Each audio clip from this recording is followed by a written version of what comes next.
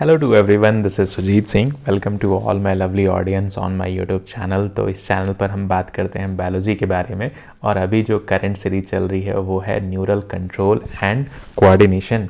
ठीक है बच्चे, तो ये इस सीरीज़ का 5th पार्ट है, और इस सीरीज़ में हमने बहुत सारे इंपॉर्टेंट टॉपिक को अंडरस्टैंड किया है, और आप जा कर के प्लेलिस्ट में बहुत सारी वीडियोज़ अपलोडेड हैं बच्चे।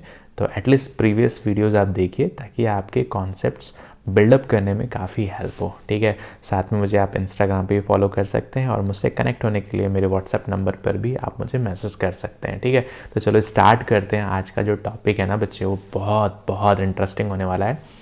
तो आज का जो टॉपिक है ना बच्चे, वो है बेसिकली सेंट्रल नर्वस सिस्टम। ठीक है, तो अगर मैं बात करूं तो हमने इसके बारे में बहुत डिटेल्स में अंडरस्टैंड किया है कि सेंट्रल नर्वस सिस्टम के कौन कौन से पार्ट हैं और उनका क्या क्या रोल है। तो इस चीज़ को हम थोड़ा सा डिटेल में अंडरस्टैंड करेंगे। ठीक है, तो देखो बेसिकली CNS का फुल फॉर्म है सेंट्रल नर्वस सिस्टम, और central nervous system basically consist होता है बच्चे, तो consist with brain plus spinal cord.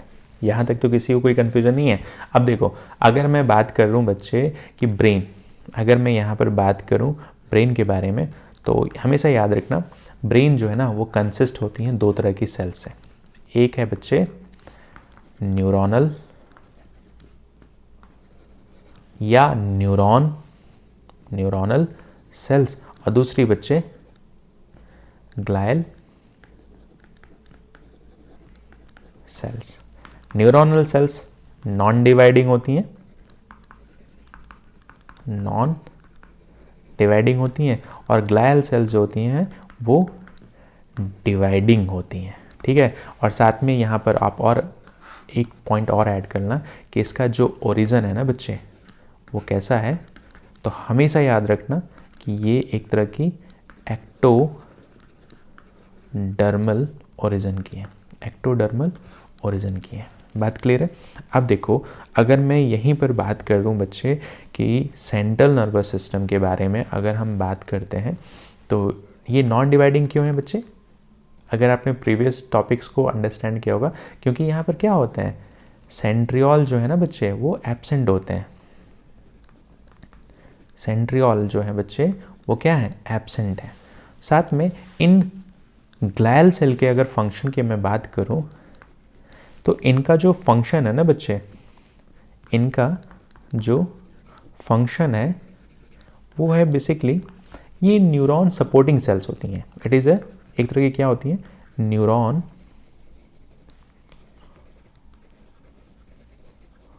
Supporting sales होती हैं। पहली चीज़ तो इनका फंक्शन क्या होता है बच्चे, तो इनका काम होता है बेसिकली न्यूरॉन्स को नरिशमेंट प्रोवाइड करती हैं, पहली चीज़। साथ में और क्या प्रोवाइड करती हैं, न्यूरॉन को प्रोटेक्शन प्रोवाइड करती हैं। ठीक है, और सपोर्टिंग सेल्स हमने ऑलरेडी डिस्कस किया है। तो ग्लायल सेल्स बेसिकली न्यूरॉन्स को नरिशमेंट प्रोवाइड करने में हेल्प करती हैं, साथ में सपोर्ट प्रोवाइड करती हैं, साथ में उसे प्रोटेक्ट करने में भी हेल्प करती हैं। ठीक है, अब देखो, अगर मैं इस चीज़ को थोड़ा सा और डिटेल में लेके चलूँ, तो हमेशा याद रखना बच्चे कि जो ब्रेन है ना वो मेजरली कंसिस्ट होता है,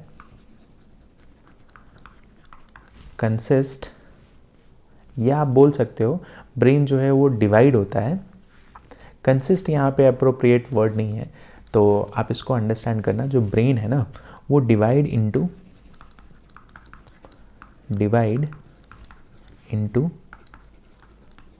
3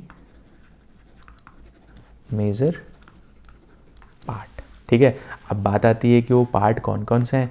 तो आप याद रख लो बच्चे कि जो ब्रेन के 3 मेजर पार्ट हैं, एक को आप बोलते हो बच्चे फोर ब्रेन, दूसरे को बोलते हो मिड ब्रेन, और तीसरे को आप बोलते हो hind brain.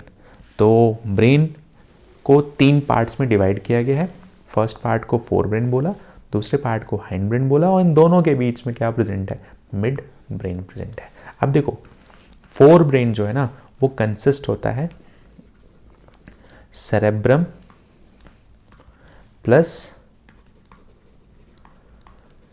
Thalamus plus hypothalamus, ठीक है।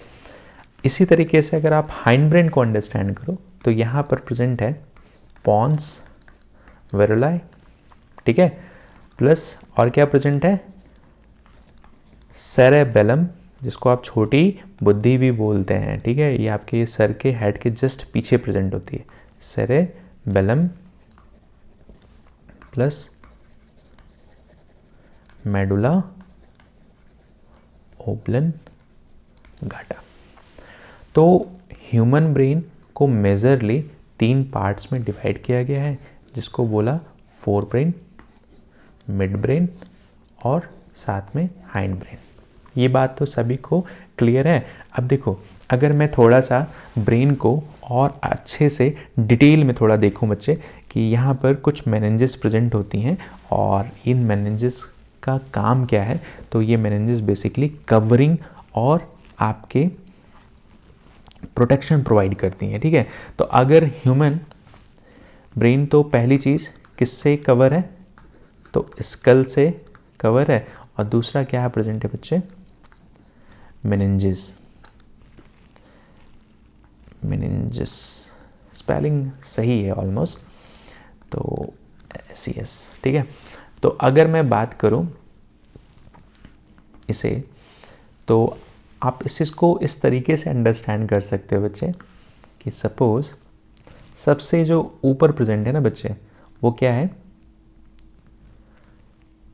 स्कल, ठीक है। अब देखो इस चीज़ को अगर मैं ड्रॉ करूं थोड़ा सा, तो आप इसको इस तरीके से समझ सकते हो कि ये क्या है, आपकी स्कल है, ठीक। इसके अंदर क्या प्रेजेंट है, अलग अलग लेयर्स प्रेजेंट है। इसी को मुझे समझाना है आपको। एक लेयर ये है, दूसरी लेयर ये है, और तीसरी लेयर क्या है बच्चे, ये है, ठीक है। इसी लेयर्स को आप क्या बोल रहे हो बच्चे, क्रेनियल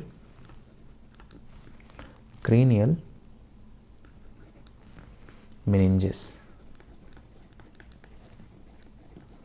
अब हमेशा याद रखना बच्चे कि अगर मैं बात करूं सबसे आउटर मतलब जो स्कल के कांटेक्ट में है, तो ये ब्लैक कलर से हमने लाइन ड्रॉ किया है, ये क्या है बच्चे, इसी को आप बोलते हो डूरा मैटर। तो सबसे आउटर कौन सी लेयर प्रेजेंट है, डूरा मैटर, ठीक है। दूसरी अगर मैं बात करूं यहां पर मिडिल लेयर की, तो ये रेड कलर से हमने ड्रॉ किया था, तो मिडिल लेयर क्या है बच्चे, एराकोनॉइड्स।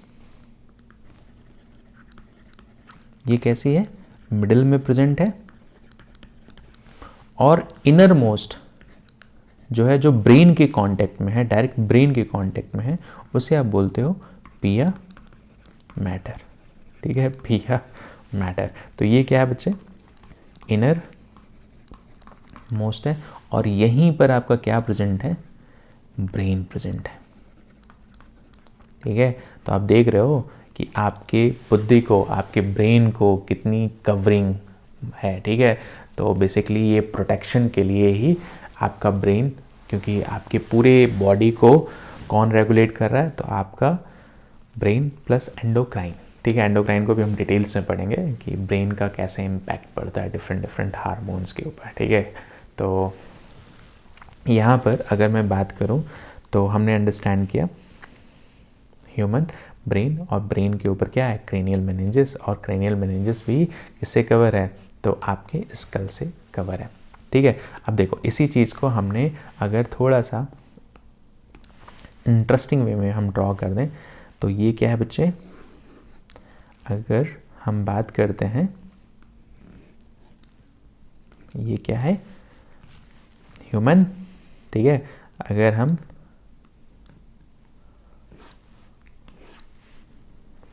ये क्या है आपकी छोटी बुद्धि, ठीक है। तो बेसिकली ये 2 लोब्स प्रेजेंट होती है ना यहाँ पर, ठीक है। और यहीं पर क्या प्रेजेंट है, ये क्या है आपकी सेरेब्रल हेमिस्फेयर। ये सब ये क्या है बच्चे, तो ये क्या है सेरेब्रल हेमिस्फेयर। और इसी सेरेब्रल हेमिस्फेयर में कितने लोब्स प्रेजेंट होते हैं, तो 4 लोब्स प्रेजेंट हैं, जिसको हम बात करते हैं टेम्पोरल, ठीक है, जिसको हम बात करते हैं फ्रंटल, पेराइटल, टेम्पोरल, ऑक्सीपिटल, ठीक है। तो इन लोब्स को भी हम अच्छे से अंडरस्टैंड करेंगे। तो बेसिकली अगर मैं बात करूं तो यहाँ पर क्या प्रेजेंट है आपका, मैं बताना चाहता हूँ कि ये क्या है आपकी थैलेमस, ठीक है। और इसी हाइपोथैलेमस से क्या कनेक्टेड है, पिट्यूटरी ग्लैंड, ठीक है। अब देखो इसी चीज़ को हम थोड़ा सा बाहर बनाएंगे। तो एक चीज़ तो हमने बनाया, ये क्या है बच्चे, इस पार्ट को हमने बोला, ये ऊपर वाला पोर्शन को हम बोलते हैं एपिथैलेमस, मिड वाले पोर्शन को हम बोलते हैं थैलेमस, और ये लोअर पार्ट को हम बोलते हैं हाइपोथैलेमस। ये मास्टर रेगुलेटर ऑफ क्या है, एंडोक्राइन सिस्टम। और इसी हाइपोथैलेमस से इनफंडिबुलम से कनेक्टेड क्या है बच्चे, तो पिट्यूटरी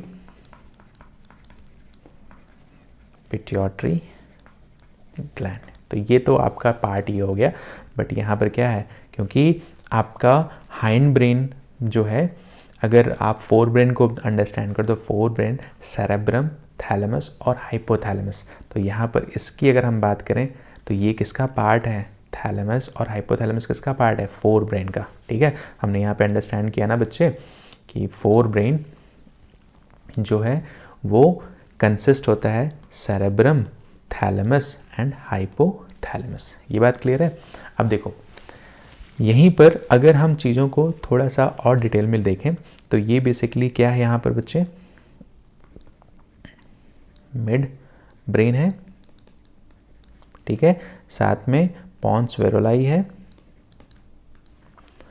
तीसरा मेडुला ओब्लंगाटा है, और मेडुला ओब्लंगाटा का एक्सटेंडेड पार्ट क्या है, तो स्पाइनल कॉर्ड है। ये तो सभी को क्लियर है ना। अब देखो अगर हम इस चीज़ को थोड़ा सा स्ट्रक्चर्स के बेसिस पे अंडरस्टैंड करें, तो स्ट्रक्चर्स के बेसिस पे अगर हम अंडरस्टैंड करें ना बच्चे, तो बेसिकली अगर मैं बात करूं बच्चे, तो हम बात करते हैं ह्यूमन ब्रेन की, ठीक है। तो हमने देखा कि ये स्कल के अंदर डिफरेंट क्रेनियल मेनिंजेस की कवरिंग से क्या है, प्रोटेक्टेड है। अब देखो होगा क्या कि ये जो पार्ट है ना बच्चे, देखो ये क्या है, थैलेमस, हमने इसको डिटेल में देखा, ये क्या है हाइपोथैलेमस, और ये क्या है बच्चे, सेरेब्रम। तो फोर ब्रेन जो है ना वो कंसिस्ट होता है सेरेब्रम, हाइपोथैलेमस और थैलेमस से मिलकर के बना होता है, ठीक है। और यहाँ पर अगर आप देखो तो यहाँ पर डिफरेंट लोब्स हैं। तो अगर मैं बात करूँ, ये क्या है, एक लोब है, ये क्या है, यहाँ पे लोब्स प्रेजेंट हैं अलग अलग, ठीक है। सेरेब्रल हेमिस्फीयर है, और इसी सेरेब्रल हेमिस्फीयर में कितने लोब्स हैं बच्चे, तो 4 लोब्स प्रेजेंट हैं।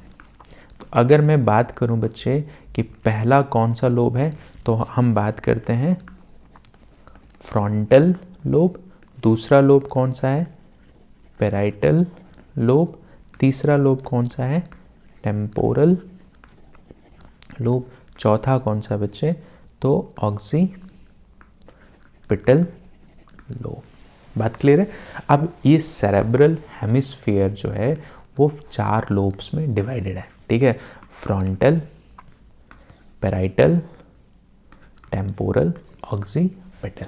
ठीक है, अब देखो अगर इन लोब को डिफाइन किया जाए, साथ में हमने पूरा आपको अंडरस्टैंड किया कि फोर ब्रेन, हाइंड ब्रेन, तो हाइंड ब्रेन किससे मिलकर बना है, पॉन्स, वेरुलाई, सेरेबेलम और मेडुला ओब्लंगाटा। बात क्लियर है। मिड ब्रेन को हम आगे चल करके और डिटेल में अंडरस्टैंड करेंगे। तो अगर इस डायग्राम के बेसिस पे हम इस चीज़ को अंडरस्टैंड करें तो थोड़ा सा आप इस चीज़ को देखना कि सेरेब्रम, सेरेब्रल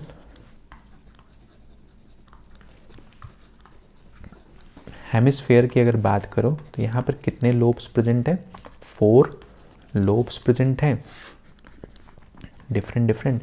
और इनके अगर हम फंक्शन की बात करें कि ये किस तरीके का रिस्पॉन्स जनरेट करते हैं, तो हमेशा याद रखना कि एक तो है फ्रंटल लोब्स, दूसरा है बच्चे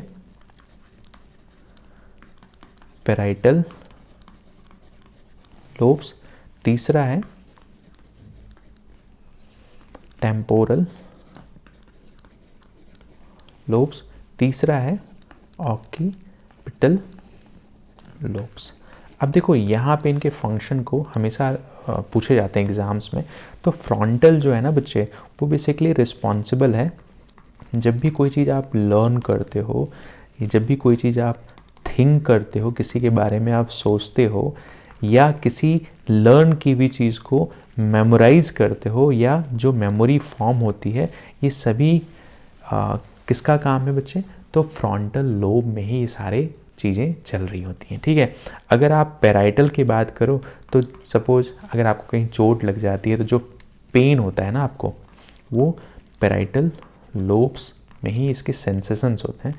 तो पेन, जैसे अगर आपने किसी सरफेस को डायरेक्टली टच कर लिया और वो सरफेस बहुत ज़्यादा उसका टेम्परेचर कम है, कोल्ड और हॉट का जो फील होता है ना बच्चे, वो पेराइटल लोब्स की वजह से होता है। टेम्पोरल लोब में अगर आप बात करते हो, कोई स्पीच देते हो या आप किसी की स्पीच को सुनते हो, ये सभी का काम टेम्पोरल लोब है। इसी तरीके से अगर आप विजुअल चीज़ें जो आप देख रहे होते हो ना, तो उसकी जो इमेज बनती है वो कहाँ ब्रेन में बनती है बच्चे, तो बेसिकली ऑक्सीपिटल लोब में बनती है। तो विजुअल ऑब्जेक्ट्स के बारे में जो भी डिटेल्स हैं, ये सभी आपका कहाँ पे है, सेरेब्रल हेमिस्फेयर में। बात क्लियर है। तो ब्रेन जो है ना, वो बेसिकली 3 पार्ट में डिवाइड होता है। एक है फोर ब्रेन, दूसरा है मिड ब्रेन, तीसरा है हाइंड ब्रेन। फोर ब्रेन में हमने अंडरस्टैंड किया कि जो सेरेब्रल हेमिस्फेयर है, उस सेरेब्रल हेमिस्फेयर में 4 डिफरेंट टाइप्स के लोब्स हैं जिनका एक अपना अपना स्पेसिफिक फंक्शन है। देन हमने थैलेमस को देखा और हमने हाइपोथैलेमस को देखा। ठीक है, तो बच्चे अगर आपको चैप्टर्स क्लियर हो रहे हैं तो आप मेरे चैनल के लिंक को ज़्यादा से ज़्यादा लोगों में शेयर करो ताकि सभी का बेनिफिट हो। ठीक है, तो thank you very much to all my lovely audience. और वीडियो देखने के बाद एटलीस्ट अपनी एक बार एनसीईआरटी ज़रूर रीड करो। तो थैंक यू वेरी मच।